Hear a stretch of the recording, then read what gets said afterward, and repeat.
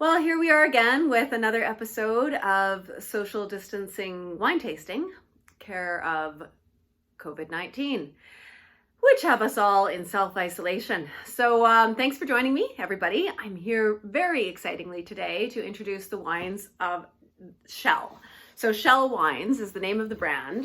These are the two wines that they have in their collection, and I'm really excited to have them in my portfolio. Partly because they are delicious wines, which we'll get to in a minute, and partly because they were conceived by my very dear friend, Jennifer Schell, who I actually met on the board of Les Dames d'Escoffier, the group of women that raise money for scholarships for women's education in food and beverage.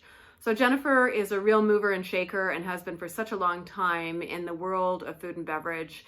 She has a heart the size of Manhattan, possibly slightly larger, and is absolutely devoted to helping a lot of other people.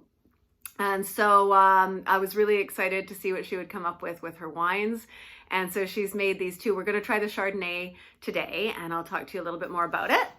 And here we are. Here's the Chardonnay in my favorite wine glass, my Chardonnay glass. Now, here I'll actually show you what the wine is first. So this is the Schell Wines Wren Chardonnay. Isn't that a beautiful label? I just have to give a little shout out to the label because her cousin, I believe it is, Hilary Schell, designed that label. She's done a few different labels in the beverage alcohol business, and I'm pretty impressed by her talent. So that deserves a little credit all by itself. You may notice I have poured myself a slightly larger glass than usual. I just wasn't thinking about pouring wine when I was pouring it. I was thinking about the fact that I had just seen President Trump's press conference where he was talking about injecting citizens of the United States with disinfectant to fight COVID-19. So I felt like maybe I needed a little bit of extra wine today.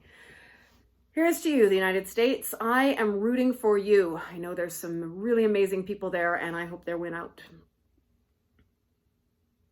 All right, so the nose on this wine is so Burgundian.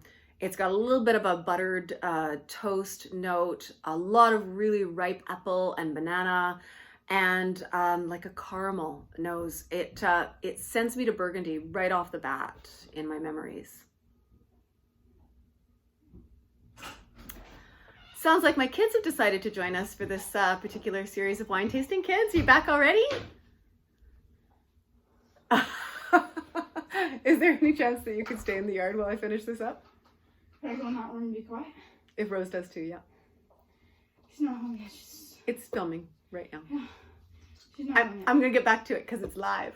Yeah, okay. Okay, bye. All right, so let's try it out on the palate. Nom nom wine tasting. Mm-hmm.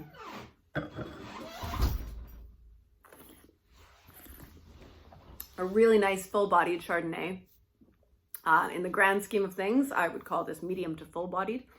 And again, with that beautiful buttered toast, a little bit of buttered popcorn, beautiful round ripe peaches, ripe apple, ripe white orchard fruit on the palate, a little bit of nutmeg, clove, and it's all so balanced. It's got a medium acidity to the body and a really nice creaminess to it.